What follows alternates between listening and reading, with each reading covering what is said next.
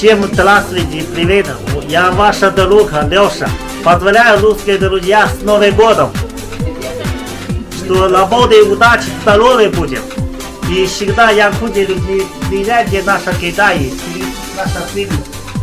Какой? Да, Адеми. Все, удачи! Новым годом!